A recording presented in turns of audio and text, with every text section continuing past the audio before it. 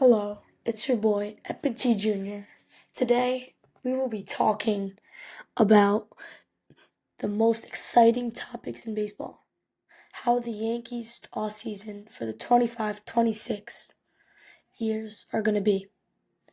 Every year, the Yankees are connected to lots of big names. Some realistic, some not. So today, I'm going to be talking about fantasy signings or a super team we could form that is realistic.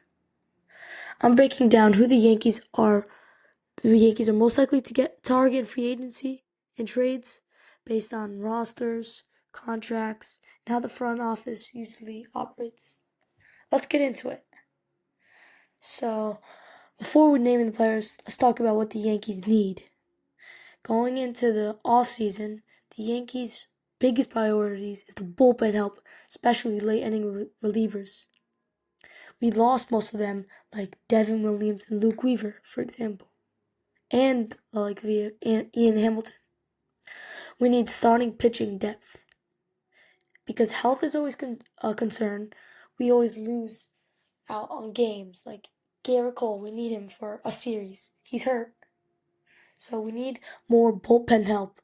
We can't just have some guy who went from the bullpen to now being a starting pitcher, or a guy that had never had experience in the minors gets all of a sudden brought up to the playoffs.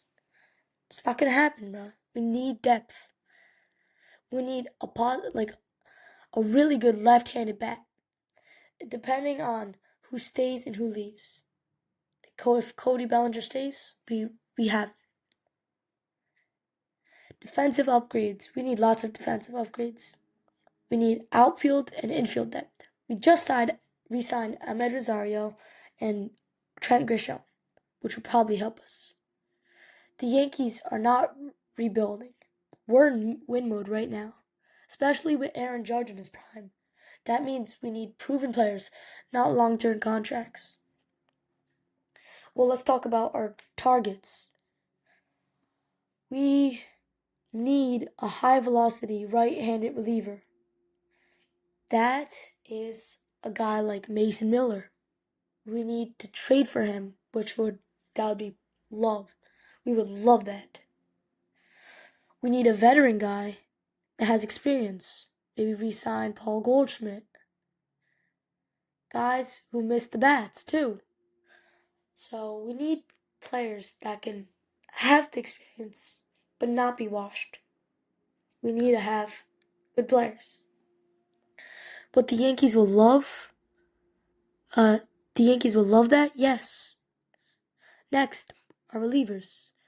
We need relievers who can strike out hitters, can handle Yankee Stadium pressure, unlike Devin Williams sometimes, and have experience closing or setting up. We really need a proven late inning arm, one of the biggest names in the market, or a good trade. We need starting pitching free agents like Framber Valdez, a mid-rotation starter. We need someone that's durable, not really flashy. Instead of chasing the top pitcher on the market, we should sign a reliable inning eater. Someone who helps out Garrett Cole, Max Fried, whoever leads the pitching staff. I think that could be a solid, dependable playoff pitching rotation that can help us win a World Series. We need player free agents. A position player signing depends on how current players resign, or how we're going to need them, or how we could develop prospects. If they do out of bat, it's most likely a left-hander. You got Kyle Tucker and Cody Bellinger, the big two the Yankees are aiming for. Someone who could play multiple positions. We just signed one, Ahmed Rosario, but we could use more. We need somebody who has strong on-base skills that could get us around, that could get on base, run the bases, steal the bases when we need, not just power. One of our trade targets is a bullpen arm. The most realistic trade scenario is we're probably going to trade a prospect for a guy like Mason Miller and lots of young position players in order for a arm controllable reliever with arm to 2 to 3 years of control. Its offer is mostly cheaper and safer. Our second trade target for starting pitching, if the injuries hit or rotation struggle, the Yankees are known to strike fast, trade before the early offseason. So we're most likely going to look for pitchers or starters on expiring or short-term deals. Framber Valdez, his contract just expired. Short-term deal, we could trade for a guy like Tariq Skubal, big guy, right?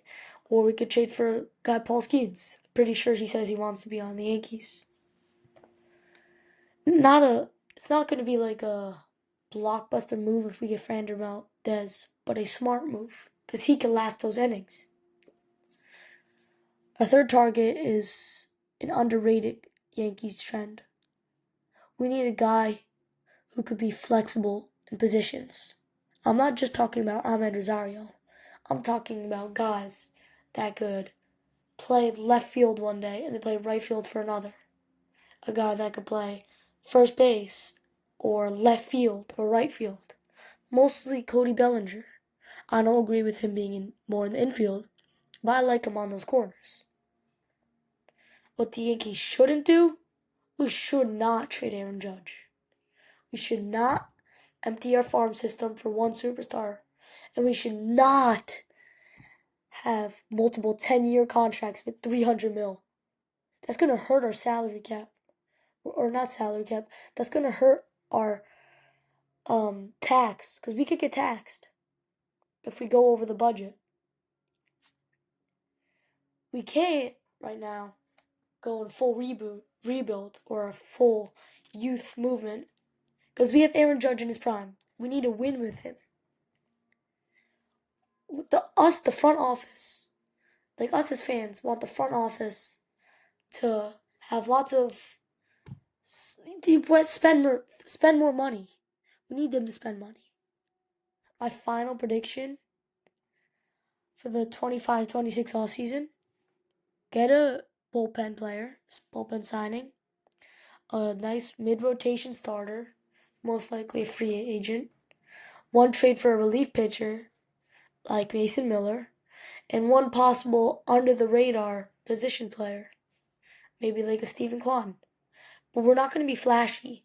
We're going to be a championship-focused team. That's what I would like as a fan. The Yankees should not try to win headlines. Let's try to win October. Then we can subscribe. If you enjoyed this breakdown, make sure to like, subscribe, and comment down below. Who do you think the Yankees should target this offseason? Let me know, and I will see you in the next one. Epic G Jr. out.